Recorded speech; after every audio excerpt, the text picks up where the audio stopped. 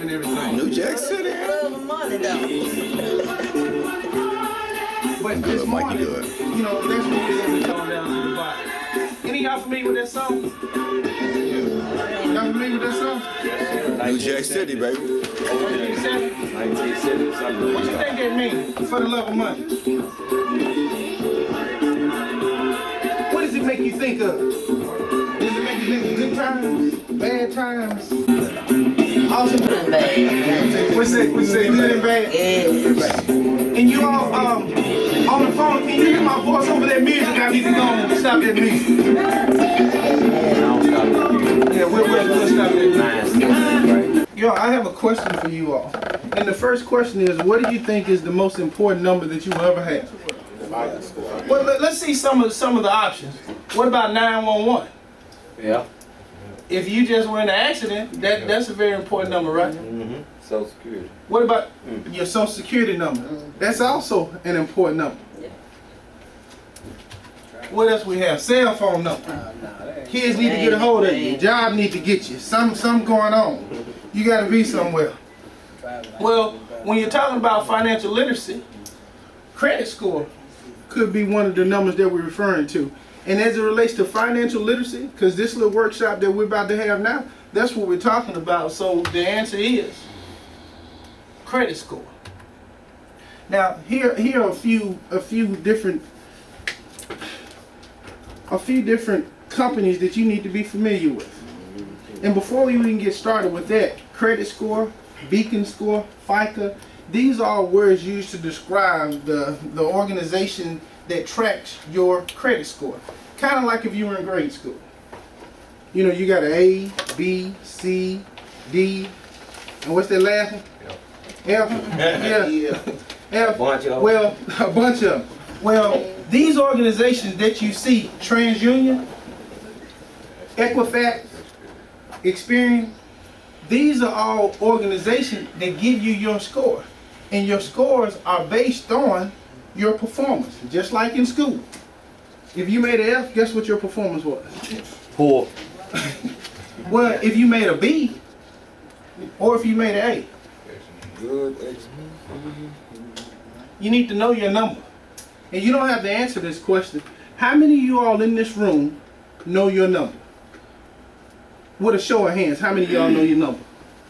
1, 2, 3, 4, 5, 6, 7, 8, 9, 10. So we have 10 people out of about 20 people that actually know their number.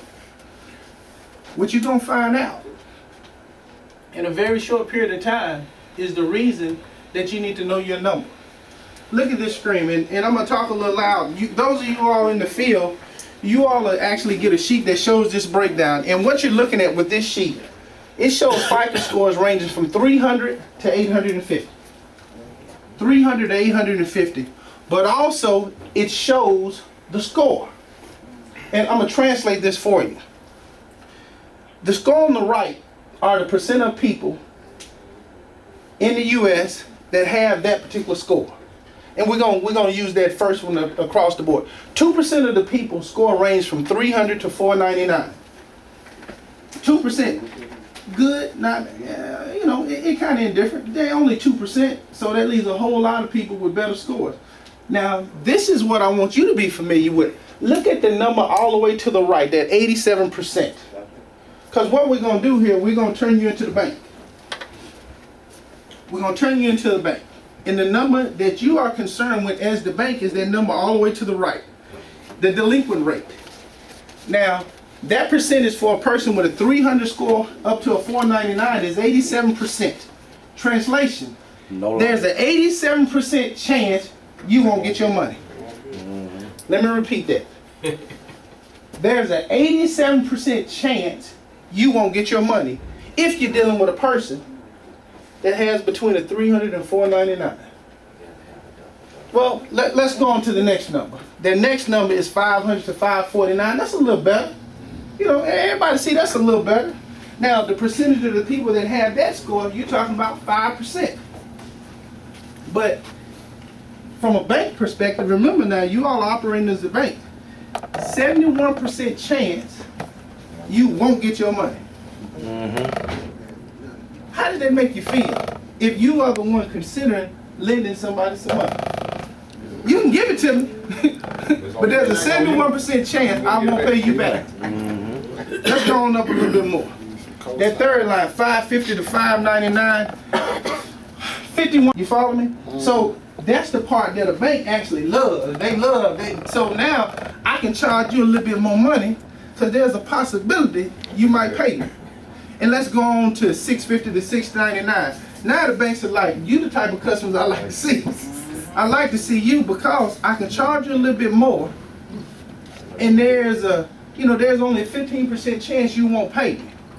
Well, once you get to this next level and it accounts to 18%, that's above 700.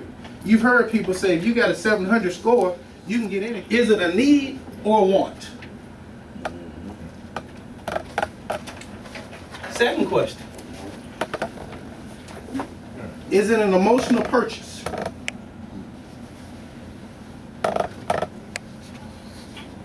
This is kind of a heavy question here, and the question simply, are my priorities in order? Now, I want you all, everybody that can see the screen, we have 5 icons on the screen. Top left corner, what is that a picture of? Top left. A need. That's a need. That's a need. That's a need. Okay, let's go directly beneath it. I won't. You see it now at my workshop last Monday at the college, Get jumped on there. one of the ladies said, that's a need, that's a need, that's a need. Getting the fingers done. Now let's go to the picture in the middle. Baby. The baby diaper. That's a need. That's a need. That's a need. And now I wish this was a little larger. Bottom right hand corner. That's a want. That's a want. You see a lady, She a checking well-dressed price. lady, looking at a nice dress. Look like, what's that on her left arm? What's that? She pocketbook is Doonies or whatever the case may be. Handbag, that's right. Now, purchase power. This is something in about 6 or 7 minutes, it's gonna be crystal clear. Money, purchase power. Simply put, what can I get for $1? What can I get for $1? You gotta add tax too. Gotta have tax. Now, let's switch the screen. It's simply their credit score. Let's see what we come up with. And for this example, we're gonna do something easy. We're gonna take a car that costs $24,000. Let's see what we got. Now, before we get to that, the pictures that you just saw, burning questions. How much does it cost? Any of those cars you see that you wonder, man, I wonder what that costs. What about those homes? Well, when you start trying to determine what that payment's gonna be, you gotta consider that number 2. And that question is, what is my credit score? How long will I finance it? Will the bank only give me 12 months, 24, 5 years? Or will it give me 30 years on this house? Or will they give me 50 years? What interest rate will I pay? And this is a very important thing because this affects your quality of life. What is my final cost? Here we go. This is the $24,000 car. And for this example, what we're going to do, we're going to say I have a ghost person here that qualified for 0%. Well, if they finance their car for 60 months at 0%, what would their note be? 24,000 divided by 60 payments. Somebody said $400. So they $400, but that's my ghost. Now these other people that we're about to look at here, person A has good credit. I mean, they have real good credit. Person B has, good credit. Person C, not so good. And that last person, bad credit. Now, what we see on the screen, if you're getting a 5% interest rate at $24,000, your car note would be $452.91 a month.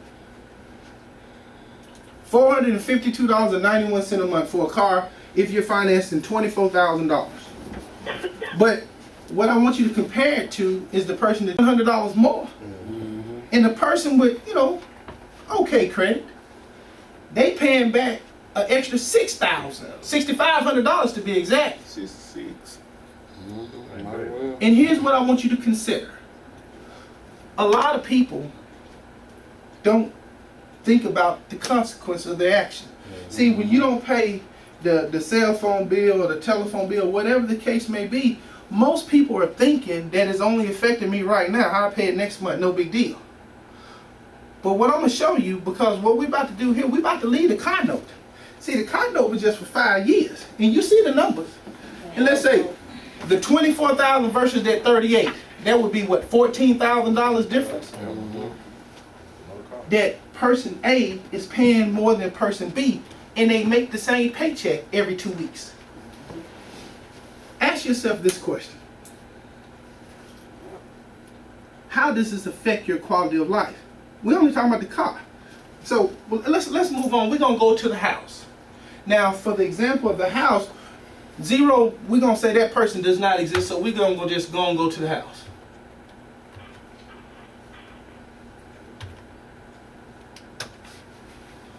Say that. Yeah, we frozen.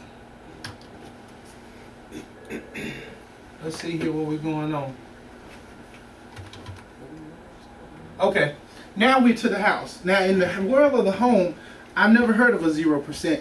Now I have 4.5% as a real good rate, but now rates are actually lower than those. But if you bought a $75,000 house, financed it for 30 years, your note would be how much?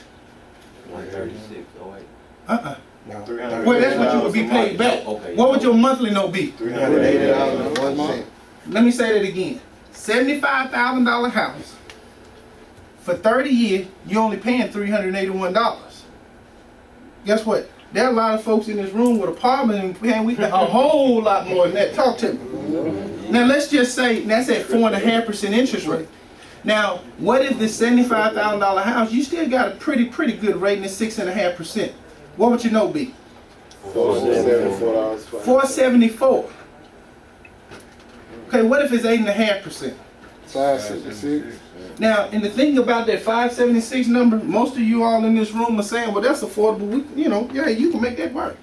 You good. Look at what Mr. Smith is doing.